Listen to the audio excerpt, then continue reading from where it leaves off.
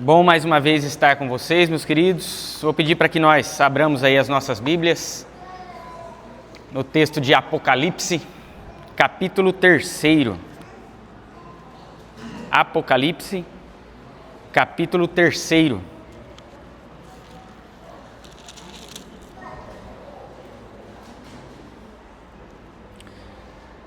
Do primeiro versículo até o versículo de número 6.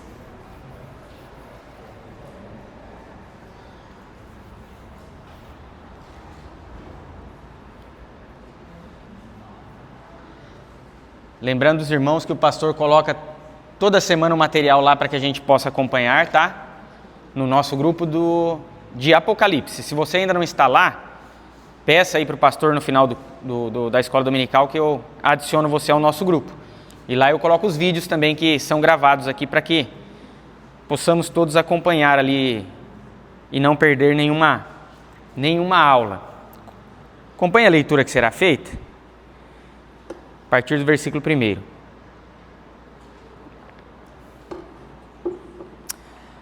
Ao anjo da igreja em Sardes, escreve: Estas coisas diz aquele que tem os 7 Espíritos de Deus e as 7 estrelas. Conheço as tuas obras, que tens nome de que vives e estás morto. Sê vigilante e consolida o resto que estava para morrer. Porque não tenho achado íntegras as tuas obras na presença do meu Deus. Lembra-te, pois, do que tens recebido e ouvido, guarda-o e arrepende-te. Porquanto, se não vigiares, virei como ladrão, e não conhecerás de modo algum em que hora virei contra ti. Tens, contudo, em Sardes umas poucas pessoas que não contaminaram as suas vestiduras e andarão de branco junto comigo, pois são dignas. O vencedor será assim vestido de vestiduras brancas, e de modo nenhum apagarei o seu nome do livro da vida. Pelo contrário, confessarei o seu nome diante de meu Pai e diante dos seus anjos. Quem tem ouvidos, ouça o que o Espírito diz às igrejas. Até aqui a leitura. Como de costume, eu vou trazer aqui algumas características da cidade que é endereçada a esta carta. Sardes é uma cidade muito... Por que é importante que a gente compreenda o contexto? Porque muito do conteúdo que está dentro da carta, de correção, de chamado ao arrependimento, chamado à perseverança, está intimamente ligado com o contexto da cidade e, consequentemente, da igreja que está dentro daquela localidade. Então, quando nós olhamos para Sardes, Sardes era uma cidade muito famosa, uma das mais gloriosas da Ásia Menor, mas não naquele tempo. Ela era muito famosa pela sua reputação passada, pelas glórias antigas. Por isso que a grande questão dessa carta envolve uma expressão chamada nome. E aqui entenda nome como nome, fama, reputação. Sardes era uma igreja que tinha reputação, Sardes era uma igreja de grande fama, Sardes era uma igreja com nome. Por isso que a primeira disciplina ali que nós temos da parte de Jesus para essa igreja tem nome de que está viva, mas está morta. Está morta. Por que Sardes era uma cidade gloriosa nos tempos antigos? Primeiro que ela ficava numa altitude de 450 e poucos metros, onde ali ficava a sua fortaleza. Como nós já vimos em outras ocasiões, no mundo antigo, quanto mais alto era construída uma fortaleza, mais segura ela era, mais impenetrável ela era. Por quê? Porque não havia todas as tecnologias que há hoje. As pessoas, os soldados inimigos, quando eles queriam atacar uma cidade, eles tinham que ir lá a cavalo, caminhando. E quando nós falamos de uma fortaleza a 457 metros de altura, íngreme, primeiro que quase já você não vai ter os animais conseguindo subir com muita facilidade. e mesmo os opositores, quando vão tentar ali, são facilmente detidos pelas forças de lá de cima. Então, por isso que era uma fortaleza e uma cidade gloriosa, porque ela era quase que impenetrável. Quais foram as duas ocasiões no mundo antigo, ali, mesmo antes de Cristo, 456 anos antes de Cristo e em 214 antes de Cristo, duas situações em que essa cidade foi invadida. E ela foi invadida por causa de uma questão em específico: a falta de vigilância. Ser vigilante, porque senão virei como um ladrão. Percebe como o contexto da cidade acompanha o teor disciplinativo, não sei nem se existe essa expressão, de disciplina que temos no conteúdo da carta e de toda a dinâmica dela. Então, em 456, nós temos ali Creso, que foi um grande líder da região da Lídia. Região da Lídia era uma região na qual, dentro dessa região, estava ali Sardes. E Creso, ele vai atacar um rei que nós conhecemos bem, o rei Ciro, da Pérsia, um rei persa. E Creso ali tenta, e ele consegue num primeiro momento, quando ele investe contra Ciro, ele consegue ali certo sucesso, mas quando ele está voltando, ele não se dá conta que Ciro o segue.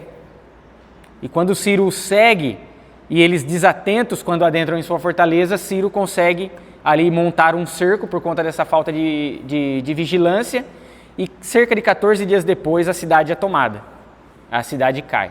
E depois nós temos ali em 214 com Antíoco III, que foi também um outro líder que conseguiu invadir a cidade de Sardes, por falta de vigilância. Havia uma padroeira ali na cidade de Sardes, que era a irmã gêmea de Apolo, que é patrono de Tiatira, nós vimos no domingo passado, e Ártemis, padroeira de Sardes. E havia um templo construído em homenagem a Ártemis em Sardes, que não foi terminado de ser construído. Por isso que nós temos lá depois Jesus falando: tenho achado a obra de vocês incompleta diante do Senhor. Pega o restinho que vocês têm e guarda isso, para que vocês não sucumbam.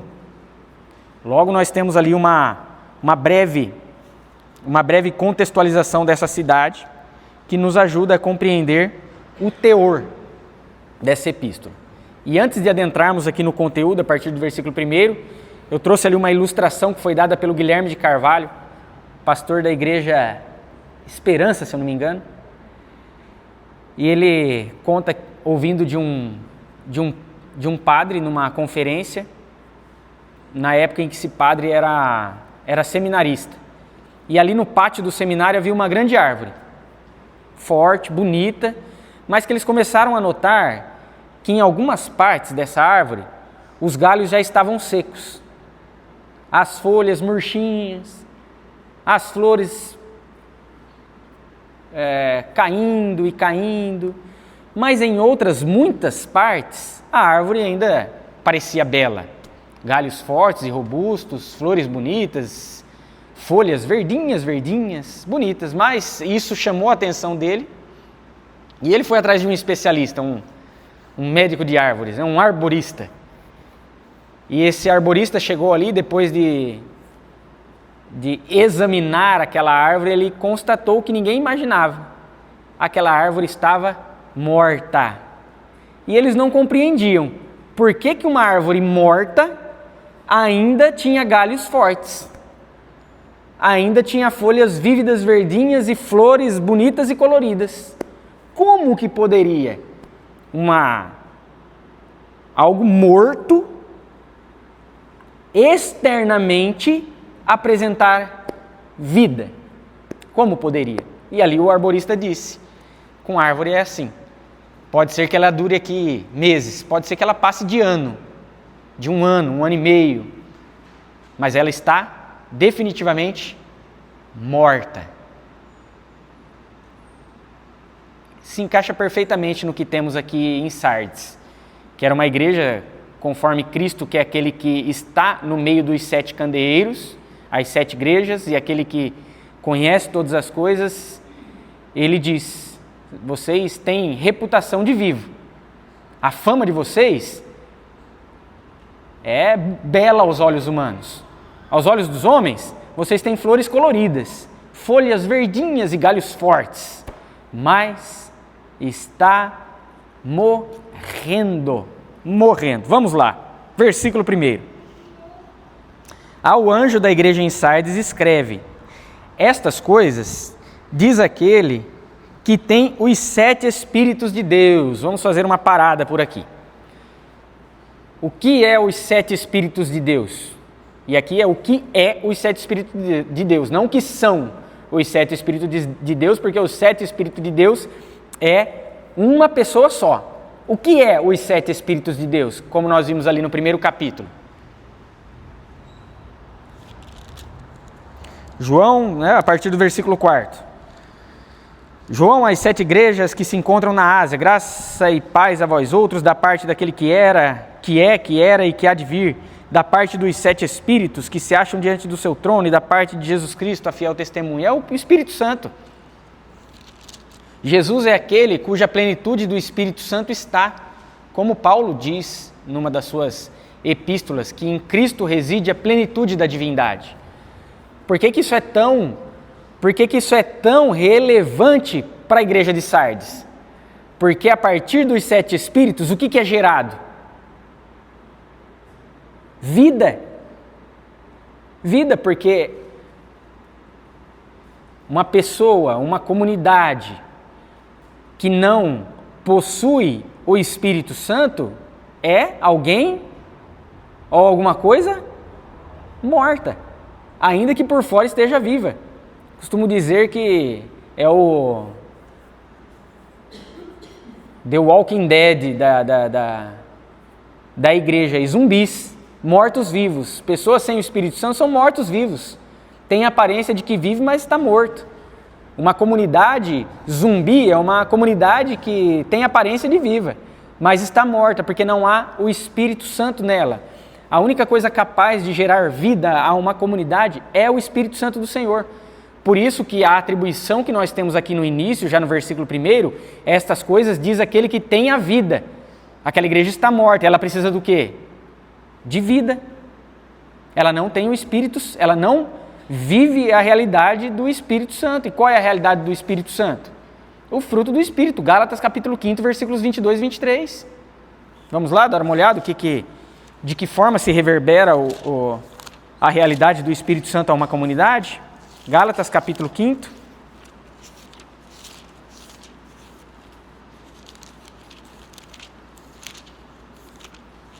Versículos 22 e 23.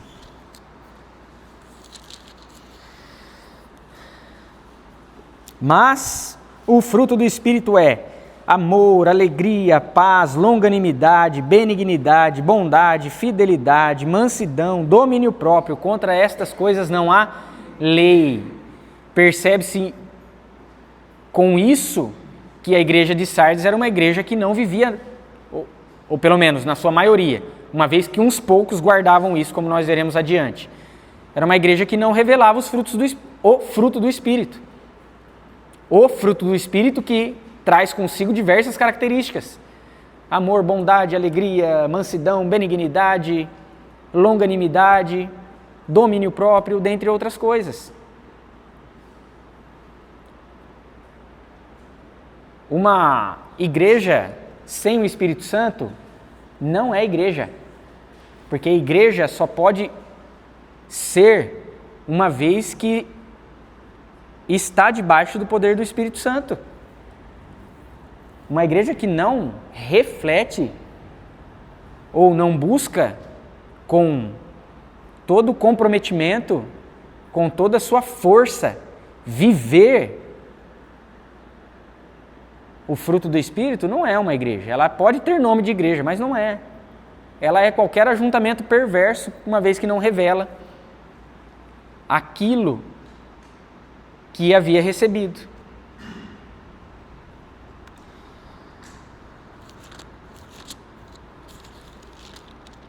Até aqui tudo bem? Estas coisas diz aquele que tem os 7 espíritos, ou seja, tem a plenitude do espírito, que por meio dele a vida que eles não têm pode ser retomada. E as 7 estrelas, aquele que domina. 7 estrelas nós vimos no primeiro capítulo, versículo 20, a explicação das 7 estrelas são os representantes daquelas comunidades, seja homens, seja anjos, no sentido daqueles que representam aquelas comunidades. Cristo é aquele que domina por sobre a igreja. Conheço as tuas obras. Jesus conhece todas as coisas. Vimos que ele está no meio dos 7 candeeiros. Nada foge ao olhar de Jesus. Quando pensamos estar vivendo enganosamente, enganamo-nos a nós mesmos. Porque nada foge do alcance da soberania do nosso Senhor. Nada, absolutamente nada. Absolutamente nada. Conheço as tuas obras, que tem nomes que vive, mas está morto. Tem reputação, tem fama, mas está morta. Uma comunidade morta.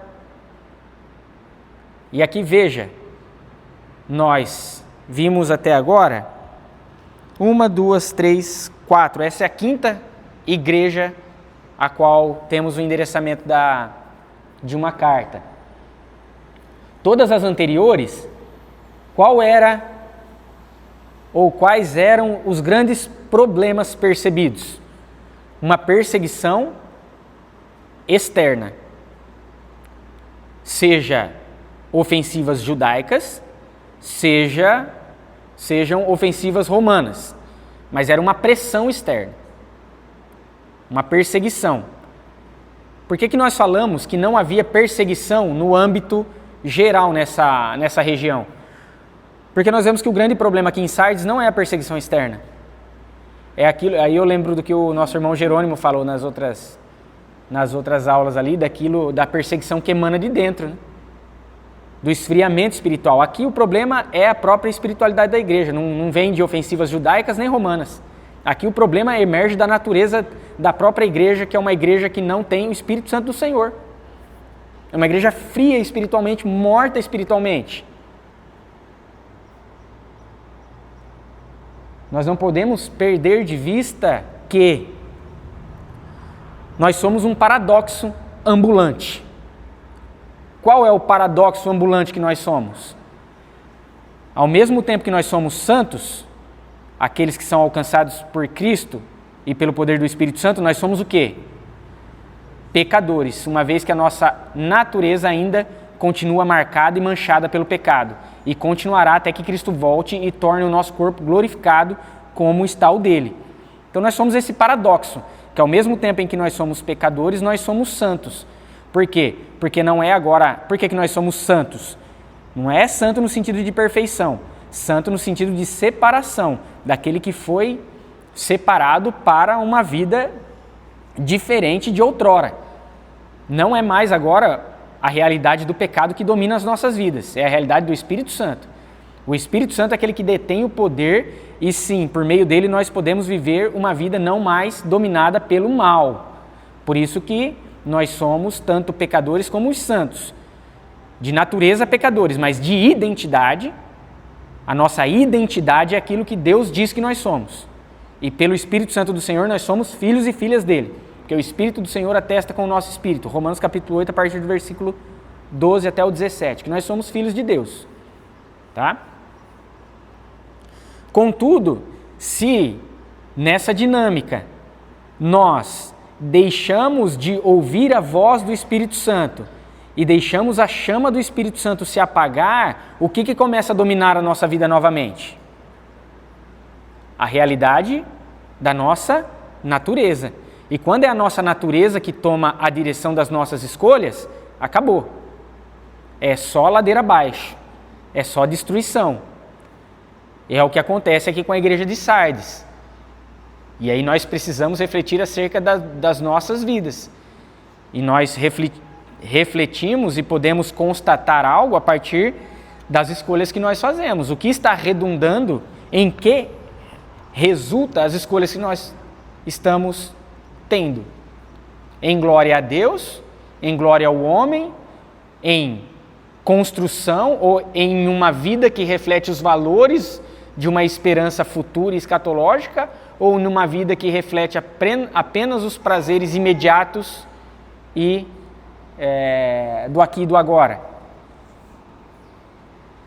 Nós podemos constatar, meus irmãos, e aí é necessário que nós olhemos e sondemos os nossos corações, para que nós possamos saber e identificar pelo que ou por quem nós estamos sendo guiados. Se pelo Espírito do Senhor ou se por nós mesmos. Tudo bem? Até aqui?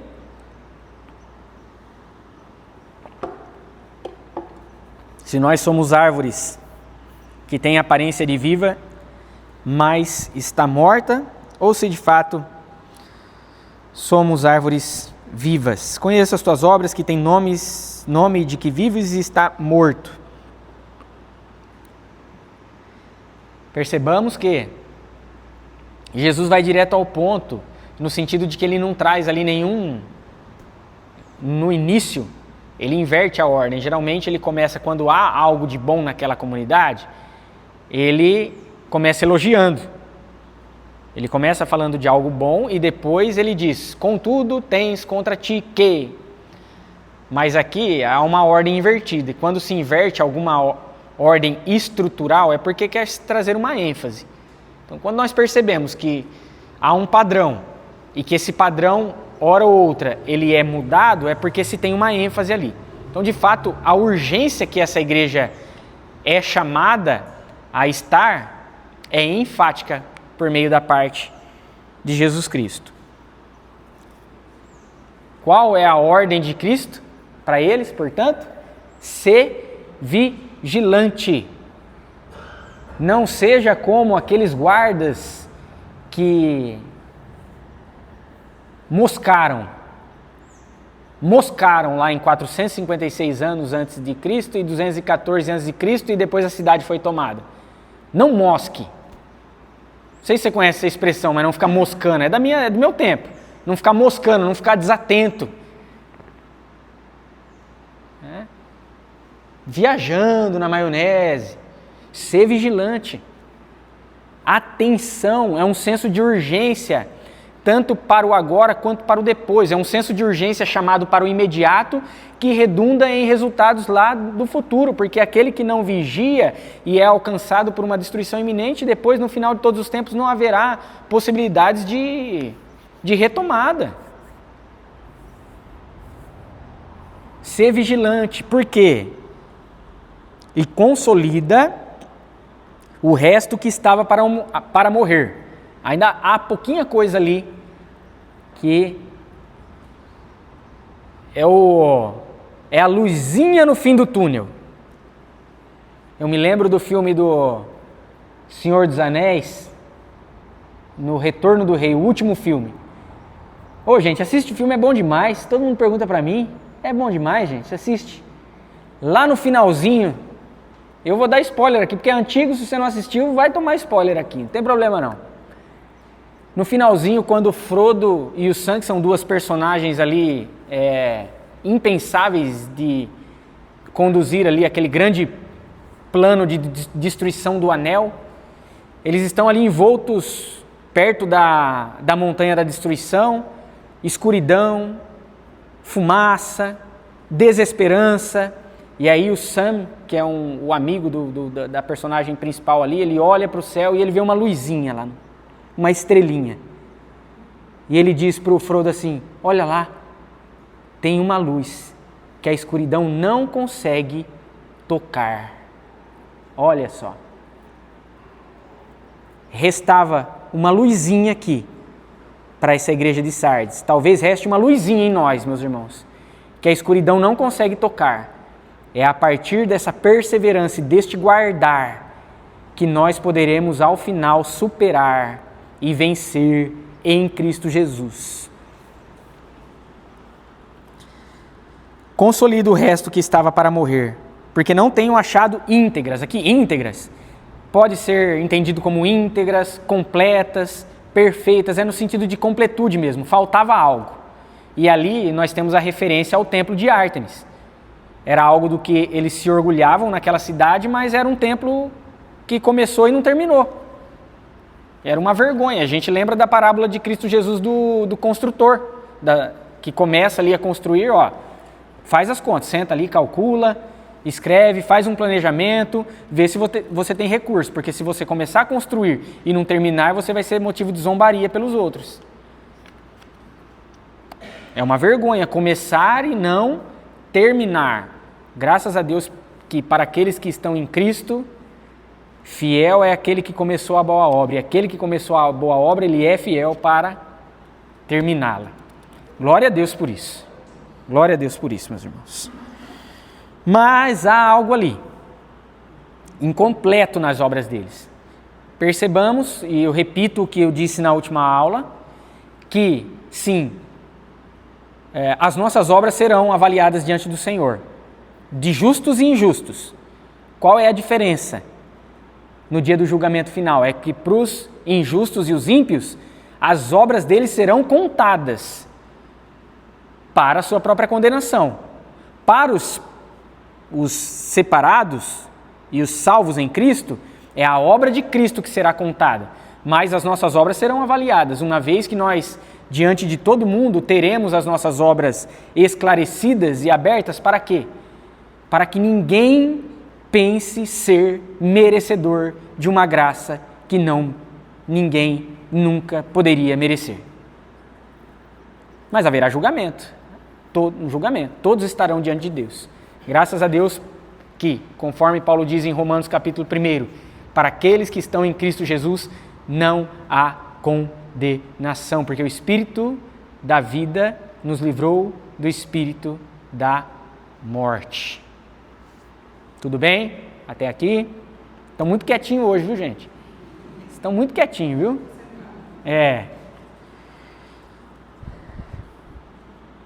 Lembra-te, pois, do que tens recebido e ouvido, aquela luzinha que a escuridão não pode alcançar. Lembra-te, pois, dela. Olhe para ela. Foque nela. Me lembra de Pedro, quando Jesus vai ter com os discípulos, naquela grande tempestade em que eles estavam dentro do barquinho, e eles pensam ser um fantasma chegando diante deles pelas águas, e Pedro diz: Senhor, se for o Senhor mesmo, me faz ir ter contigo. E tinha ali uma luz, em Cristo Jesus, que nenhuma tribulação podia alcançar, e Pedro, enquanto ele está focado naquela luz, vai tudo bem, mas quando ele começa a reparar na escuridão ao redor, quando ele começa a reparar no poder das ondas, na força do vento, no trovejar dos relâmpagos, o que acontece? Afunda. A sorte é que a mão do Salvador estava ali para pegar naquela mão pecadora, como está para pegar nas nossas mãos pecadoras e nos levantar do mais profundo do abismo e nos fazer viver para a honra e para a glória dele. Guarda-o e arrepende-te, o chamado ao arrependimento. Quando nós temos palavras de juízo, sejam estas palavras direcionadas às igrejas, sejam essas palavras direcionadas mais à frente aos ímpios, essa palavra de juízo não é uma palavra. Nós precisamos definir o que significa juízo em Apocalipse. Num primeiro momento, juízo não significa condenação. Juízo significa disciplina, que é uma ideia veterotestamentária. Quando o povo do Antigo Testamento peca e Deus vem com juízo, para que era esse juízo? Eis que levanto diante de vocês uma nação impetuosa, Babilônia, para que vocês se arrependam. Quando a palavra de juízo vem tanto para as igrejas quanto mais à frente nós veremos ali naquelas 3 sessões de 7 flagelos, 7 trombetas e 7 selos, é uma disciplina que visa primeiramente chamar ao arrependimento, para santos e para ímpios. Os ímpios são chamados ao arrependimento. Eles estão devotando e sendo fiéis à Babilônia e ao dragão. e eles são chamados ao arrependimento para que eles olhem para o grande Cordeiro e a realidade da Nova Jerusalém e entreguem sua vida a eles. Aí sim, aqueles que não entregam-se a essa realidade sofrerão, obviamente, da condenação no final da grande batalha onde o Cordeiro, de fato, coloca sobre o estrado de seus pés o dragão e a Babilônia. Tudo bem? Porquanto, se não vigiares, virei como ladrão, e não conhecerás de modo algum em que hora virei contra ti. Olha só, uma coisa importante de notarmos aqui. Embora a vinda e a volta de Jesus, a segunda volta de Jesus, será desconhecida, ninguém sabe hora e nem tempos. Por isso que a Apocalipse, meus amados irmãos, e é necessário que nós reafirmemos isso, não se trata de predições para sabermos a hora e o dia do fim. Definitivamente não. Ninguém sabe a hora do fim. Agora, há uma diferença para aqueles que são pegos de surpresa não vigilantes e para aqueles que são pegos de surpresa vigilantes. A diferença é que para aqueles que são pegos não vigilantes, Jesus vem como um ladrão. E o ladrão vem para causar vergonha. Vem para perceber a nudez espiritual de falta da vigilância. Embora nós, os que são santos, aqueles que fazem parte da igreja do Senhor, e eu falo nós aqui não com soberba, tá, gente? Uma vez eu fui num... Depois, grava aí para eu não perder o fio da meada, porque às vezes eu entro numa história e depois eu perco o fio da meada aí. Lembra aí, viu, Jerônimo? Isso é bom de cabeça, que eu estava falando aqui para não esquecer depois. Uma vez eu estava num posto de gasolina e aí eu entrei numa conversa com o frentista lá e eu falei, ele estava falando de desgraceira aí da política, né, tudo mais, e isso e aquilo. Aí eu falei, olha, rapaz, mas graças a Deus, né? Graças a Deus que nós estamos em Cristo Jesus e nós vamos experimentar do céu no final de todos os tempos. Aí ele olhou para mim e falou, nossa, se acha, hein? Se acha bom. Como é que você pode afirmar que você vai desfrutar do paraíso? Eu falei, mas é por eu me achar deplorável que eu tenho certeza que eu vou para o paraíso, porque não depende de mim. Ele entendeu que eu estava falando com soberba, mas eu estava falando que é por causa de Cristo. É por causa de Cristo. A gente tem certeza da nossa salvação por causa de Cristo, não por causa de nós. Do que eu estava falando mesmo, Jerônimo? Do ladrão. Para aqueles que estão em Cristo, embora seja uma surpresa, não será uma surpresa de Cristo vir como um ladrão. Por isso que muitos vão dizer que Cristo é corintiano. Brincadeirinha, tá, gente?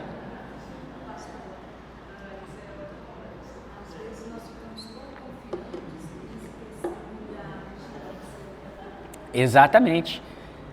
Às vezes nós ficamos tão confiantes que esquecemos da vigilância. E por que nós ficamos tão confiantes? Porque a gente começa a depender de nós. Quando a gente fica confiante, é confiante naquilo que a gente faz. Então, por exemplo, eu oro 3 vezes ao dia, eu dou meu dízimo e minhas ofertas regularmente, eu até ajudo aí maltrapilhos na rua, faço esmola, faço minha devocional em casa, cumpro meus rituais. E se você começar a confiar no cumprimento dos seus rituais, esquece, Jesus virá como um ladrão. Porque não são os nossos rituais que nos garantem nada. O que garante, obviamente, é Cristo Jesus. E a partir dele nós cumpriremos os rituais genuínos nele, mas não para angariar nada diante dele, mas para respondermos em amor àquele que antes nos alcançou. Mas, de fato, por isso que ele diz, ser vigilante. E aí nós temos, por exemplo, a parábola das 10 virgens, que dormiram lá sem o azeite, sem o óleo nos seus equipamentos, nas suas lamparinas ali, e o noivo veio de surpresa e elas foram pegas na vergonha delas.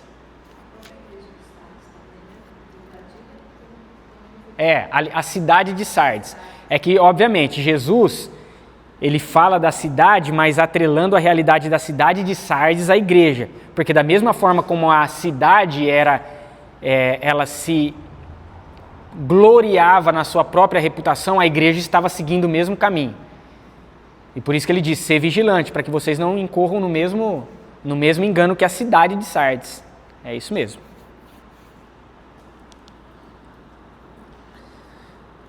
Logo, Jesus não virá como um ladrão para aqueles que estão em Cristo. Ele virá de surpresa. Ninguém sabe dia e hora. Mas aqueles que estão vigilantes, quando Cristo voltar, quando a trombeta tocar lá em cima, gente, é alegria. É regozijo puro, como diz o meu sogro. É regozijar. Agora, para aqueles que Cristo soar como um ladrão, é desespero, né? Ser vigilante. Ser vigilante é estar debaixo da ação do Espírito Santo. Estar debaixo da ação do Espírito Santo.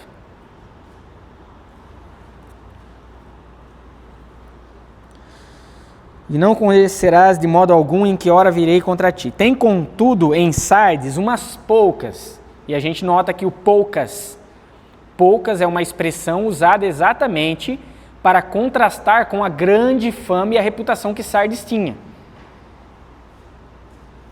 Ou seja, é uma igreja, uma cidade, uma comunidade, pessoas que se gloriam na sua muita fama, na sua grande reputação, mas são uns poucos que não se contaminaram e não deixaram sujar as suas vestiduras. Não contaminaram as suas vestiduras e andarão de branco junto comigo, pois são dignas. São dignas. E são dignas por quê? Por aquilo que elas são? Porque nelas é encontrado a vivacidade dos 7 espíritos. Por mais que haja resposta ativa daqueles que são de Cristo, essa resposta não poderia existir se antes o Espírito Santo não nos alcançasse. Não há possibilidades. Uma pessoa morta, como pode responder? Não responde. E se a vida está no Espírito, só há resposta positiva uma vez que o Espírito está. Alcança antes. Então sim, nós respondemos, nós devemos responder positivamente ao chamado de Cristo Jesus. O que nós precisamos compreender é que se nós respondemos positivamente é porque o Espírito Santo antes nos alcançou. Não há possibilidade de respondermos positivamente sem qualquer vislumbre do Espírito Santo em nossas vidas. Não há. Sem qualquer revelação de Cristo Jesus, não há. Porque por nós mesmos seguimos em nossas escolhas a inclinação da nossa natureza. E todos nós, como diz Paulo em Romanos capítulo 3, versículo 23, todos nós carecemos da graça. Somos destituídos da graça e pecadores, portanto.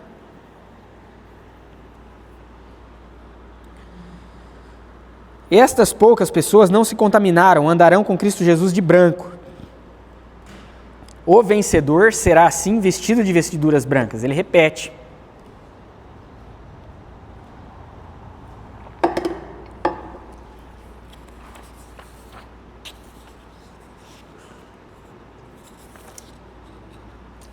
Engraçado que aquilo que era o ponto forte aos olhos humanos daquela igreja e daquela cidade, diante de Deus é o quê? É a fraqueza deles. Diante dos homens, forte, gloriosa, poderosa, viva. Diante do Senhor, mortinha, mortinha, mortinha. Havia pouquíssima coisa ali que se daria a aproveitar. Por isso que nós não medimos sucesso ministerial, sucesso espiritual por aparência.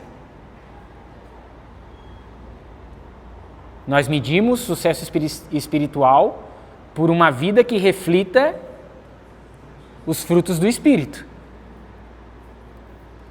Tá? Pode falar, meu irmão.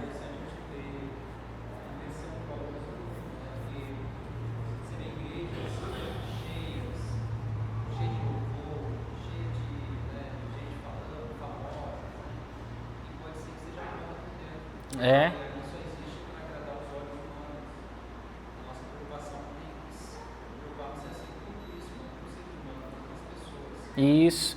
É o que Cristo vai falar mais à frente aqui.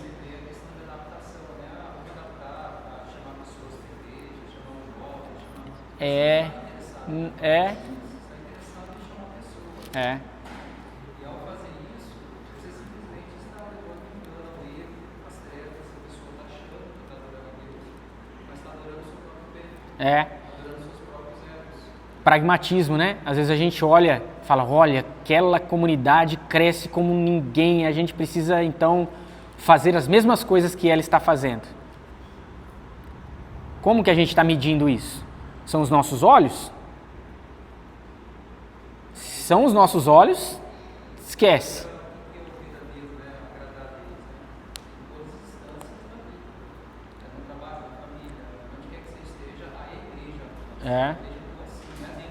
Não, é uma transformação de vida. Uma igreja, ela consegue realizar a sua missão a partir do momento que vidas são transformadas dentro dela. E aí eu me torno, por Cristo Jesus, um melhor pai, uma melhor esposa, um melhor filho, um melhor funcionário, um melhor patrão. Isso é sucesso, por meio dos olhos do Espírito, que nós não conseguimos ver muitas vezes. Obviamente que há o testemunho, mas o que mais salta aos nossos olhos é aquilo que brilha diante de nós. Mas uma igreja cumpre a sua missão a partir do momento que vidas são transformadas em Cristo Jesus. Porque se vidas estão sendo transformadas em Cristo Jesus, é sinal que o Evangelho está alcançando. Porque transformação não há sem Cristo Jesus. Eu já dei esse exemplo aqui.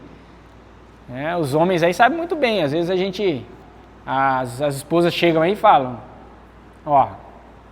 traz uma lista lá. É que a lista das esposas nunca é uma lista com 5 tópicos, né? Tem pelo menos umas 3 folhas de libra frente e verso, né? Aí você vai tentar mudar, de fato. Você percebe, você fala, não, eu vou mudar. Aí você vai pelas suas próprias forças. O que acontece?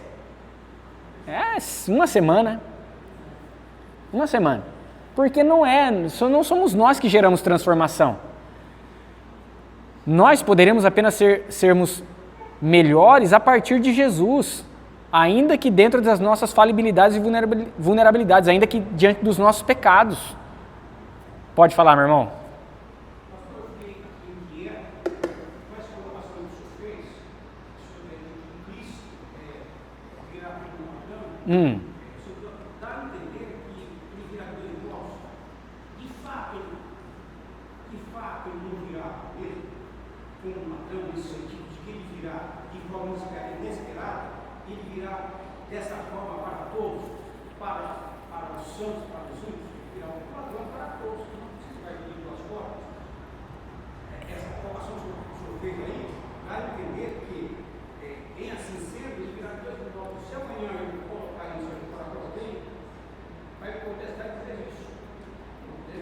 Boa pergunta.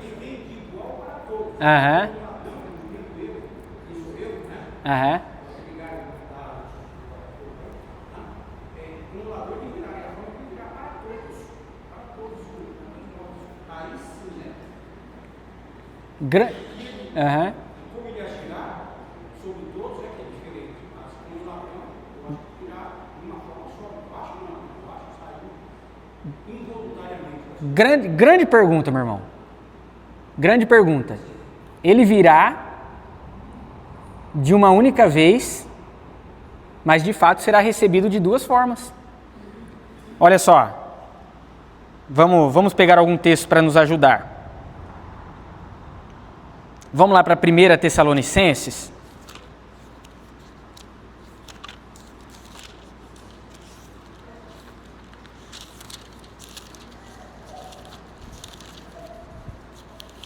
Capítulo 5,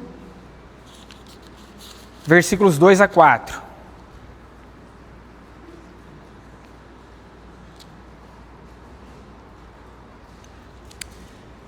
Leia o versículo 4 para mim, do capítulo 5. Quem tem a voz bem forte aí. Mas vós, irmãos, não estáis em trevas, para que esse dia, como ladrão, vos apanhe de surpresa. O que você entende a partir disso aí? É uma única volta, mas ele será percebido como ladrão por quem?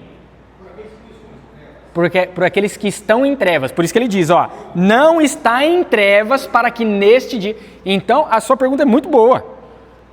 É bom porque esclarece, porque pode ficar mal entendido. Cristo virá de uma vez só, mas ele será percebido como um ladrão, porque o ladrão vem para trazer desconforto, pegar na nudez, pegar na vergonha, roubar as coisas de dentro da casa.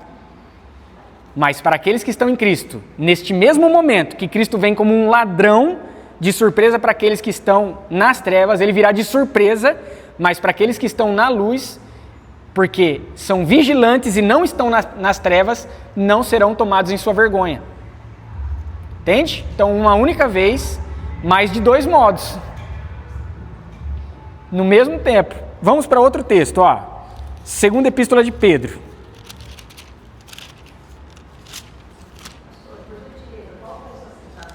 Primeira Epístola de Paulo aos Tessalonicenses, capítulo 5, versículo 4.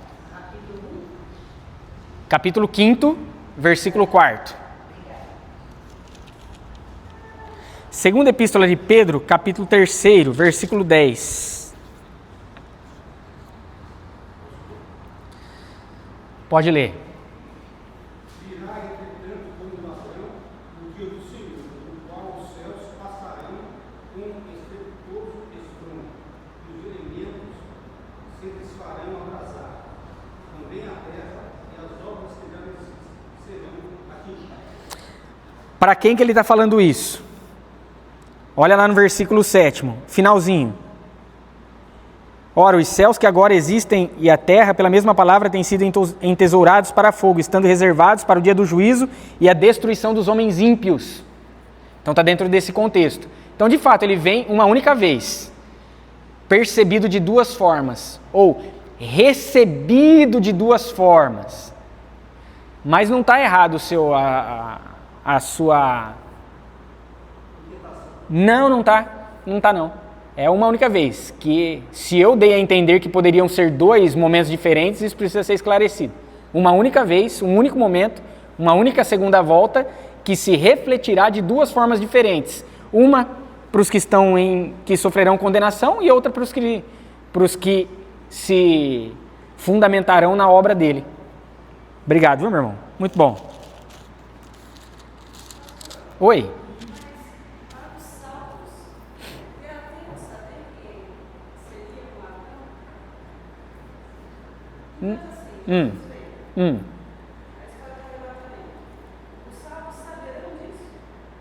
Saberão do quê?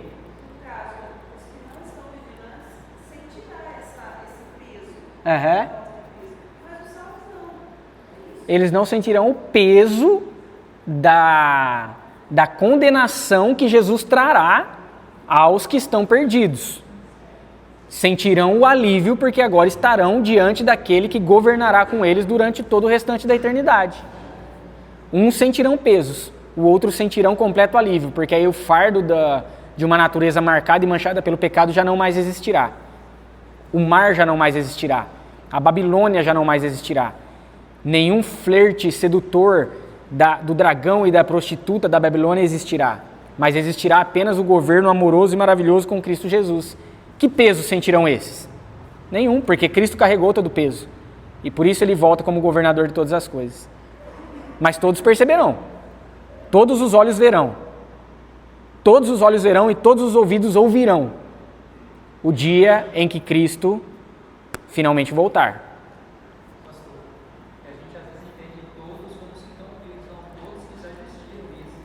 Todos. Inclusive os mortos. Porque os mortos, por meio dessa voz, serão trazidos, uns para a unificação com os seus espíritos e terem seus corpos glorificados, e outros para a destruição eterna. É? Ficou claro, Cássio? Tudo bem, senhor Fernando? Voltamos lá para Apocalipse. O vencedor será vestido de vestiduras brancas. Olha só, eu estava lendo essa passagem aqui numa versão em inglês, e eles traduzem de forma diferente esse ao vencedor. O que me chamou muita atenção, e aí eu fui lá para para a expressão grega para saber o que de fato ela traz como nuance, né? Ao vencedor, o que a gente imagina quando se diz ao vencedor? Para onde que a gente olha? Aquele que vence, o que vem na nossa cabeça? O fim, o troféu, a medalha, o prêmio, o que não é errado. O que não é errado nós vamos entender. Mais uma tradução que eu vi lá na New King James Version diz ao que supera. Quando você fala ao que supera, o que vem na cabeça? O caminho, o processo, não apenas o resultado final. E óbvio, a gente não escolhe uma em detrimento da outra. A melhor tradução aqui é ao que vence, porque no fato é o experimentar daquilo que tem no final de todas as provas e tribulações em Cristo Jesus. Mas de fato, aí eu fui lá para a expressão grega, o nikao, e ela traz um dos tradutores entende como ao que supera. E olha como dá mais profundidade a isso, porque ao que supera, a gente sabe que aquele que superou, ele chega lá no fim, mas às vezes nem chega sempre inteiro. Por isso que Cristo diz, ser fiel até a morte. Inclusive aqueles que superam vão morrer. Ao que supera dá a entender que muitas coisas são perdidas no meio do caminho também. E que faz todo sentido com o contexto das 7 igrejas em Apocalipse. Por conta de toda a perseguição, de todas as ofensivas que nós temos aqui descritas. A gente entrelaça tanto ao que supera quanto ao que vence. Ou seja, aquele que persevera. Aquele que persevera, às vezes chega no final dilacerado.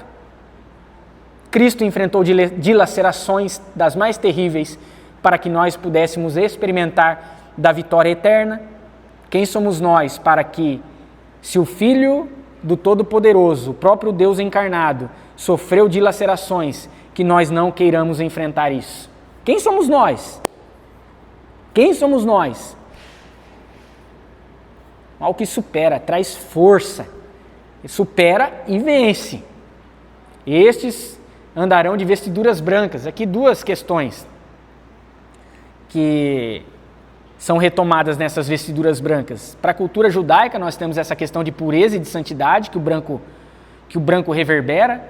Assim, como estais vermelho como escarlate, seus pecados se tornarão brancos como a lã, ou seja, deixarão de existir. O branco traz essa noção de pureza dentro da cultura judaica. Então Cristo está dizendo que aqueles que se fundamentarem nele serão encontrados puros e andarão santos, em santidade, eternamente do lado dele. E para os romanos, não sei se vocês já chegaram a assistir algum filme que reflete o contexto romano, ali dos primeiros séculos.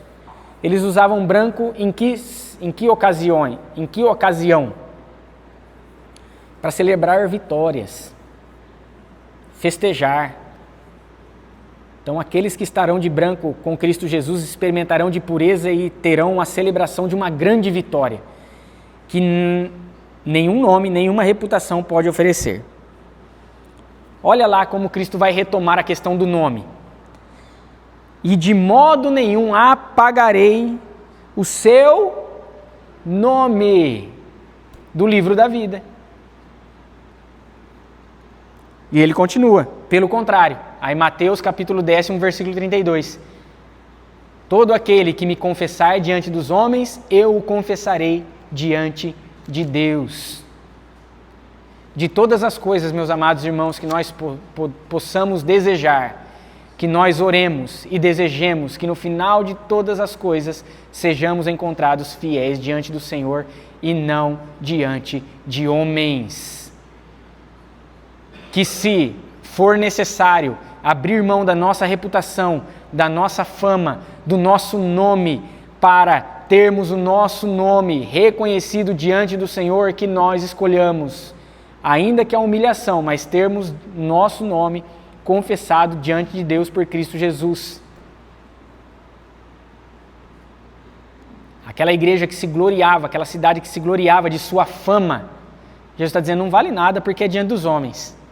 Aos poucos, estes andarão com vestiduras brancas ao meu lado, e de modo nenhum apagarei o teu nome do livro da vida. E aqui também ele reflete tanto a cultura judaica quanto a cultura greco-romana.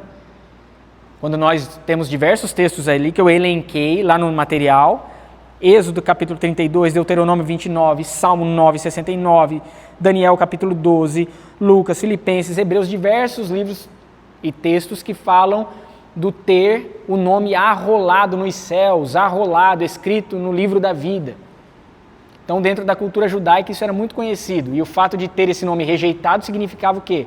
Exclusão. Da mesma forma é para a cultura romana.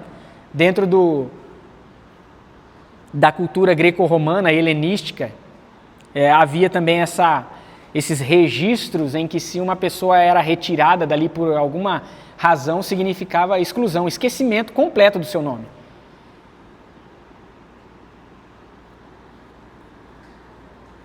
Quantas pessoas na história da igreja não têm os seus nomes lembrados por nós? A gente lembra de uns poucos na história da igreja. Mas quantos anônimos e anônimas morreram no Coliseu, morreram queimados, morreram martirizados, sofreram humilhações, foram enterrados vivos? E não digo só isso, quantos anônimos foram pais amorosos em Cristo Jesus, melhores esposas, melhores maridos, melhores filhos, melhores funcionários, melhores patrões, melhores pessoas em Cristo Jesus, morreram e ninguém se lembra do nome deles. Meus irmãos, quando a gente morrer, não vai passar muito tempo. O nosso nome, fumaça. O importante é que diante de tudo isso, nós tenhamos o nosso nome lembrado diante do... Ele não esquece, gente. Ele não esquece. Ele não esquece, glória ao Senhor por isso.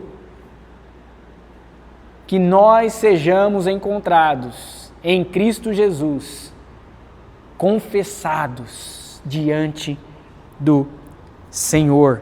Confessarei diante de meu Pai e diante dos anjos. Quem tem ouvidos, ouça o que o Espírito diz às igrejas. Diante dessa disciplina dada à igreja de Sardes, nós somos chamados à atenção também. Especialmente nós que vivemos num contexto onde, potencializado pelas redes sociais, nós buscamos muito o apreço externo. Que as pessoas vejam que nós somos um empresário de sucesso, que nós somos um pai dedicado, uma mãe dedicada, e a gente tira foto lá, e não tem nada de errado com isso, desde que a intenção não seja de se promover e de aparentar algo que por dentro não se confirma. Eu sou um bom pastor, que eu sou um membro dedicado da igreja, e aí a gente posta foto, o pastor vai lá ler. Vamos ler aí, meus irmãos, aqui, no mesma hora estou postando lá no Instagram, para que todos vejam a minha piedade, e me coloco de joelho na hora que o pessoal da mídia está passando com o celular, porque eu preciso ser visto como que de todas as coisas, meus irmãos, que o irmão da mídia te pegue com os olhos abertos na hora da oração. Não tem problema. Se você for diante do Senhor, encontrado fiel. Fiel. Eu e você. Há um contraste muito grande quando nós olhamos para Sardes de carnalidade e de santidade. Eu cresci dentro da igreja ouvindo uma expressão que não existe. Foi cunhada pela igreja, mas não existe. Crente carnal. Que sentido faz crente carnal? Ou se é crente, gente, ou se é carnal, não tem meio termo. Ou se é dominado pelo Espírito, ainda que em falhas, em erros e pecados, ou se é dominado pela carne para viver nos prazeres do aqui e do agora. Não existe crente carnal. Osborne usa, o Grant Osborne, estudioso, que é uma das referências que eu trago ao estudo, cristopagão. Eu entendo o que ele diz lá, mas não concordo. Não existe cristopagão, ou você é pagão ou você é cristão. Não existe essa dualidade diante de todos os paradoxos que nós somos. Mas nós não somos, pastor, você falou no começo, nós somos pecadores e santos, então eu sou crente carnal. Não é, porque a carnalidade não domina a sua vida.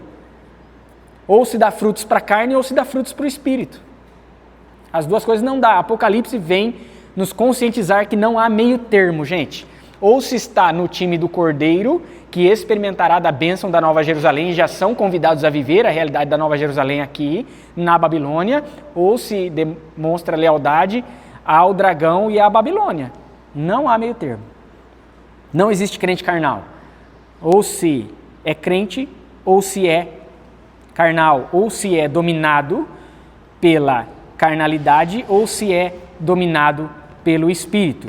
E veja que aquele que é dominado pela carnalidade pode fazer coisas boas, mas serão para a sua própria glória.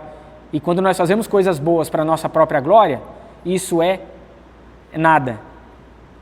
E aqueles que estão em Cristo Jesus podem fazer coisas ruins, mas Deus não deixará de amá-lo por conta das suas obras, eventualmente, e não imersas em prazer ruins. Quem tem ouvidos, ouça o que o Espírito diz às, não a. Essa palavra não morre em Sardes. Essa palavra alcança as nossas vidas. Quem tem ouvidos, ouça o que o Espírito diz às igrejas. Que nós, meus amados, possamos, diante de todas as coisas, sermos encontrados fiéis diante do Senhor. A despeito de famas, reputações e nomes que nós possamos ter diante das pessoas, que nós não tenhamos o nosso nome apagado do livro da vida. Tudo bem? Fechado? Falaram pouquíssimo hoje, hein? Ou ficou muito claro as coisas, ou não ficou nada entendido, né, gente? Mas vamos lá. Pastor fica com a ilusão de que tudo ficou entendido. Deixa eu desligar aqui a gravação e a gente encerra com a oração.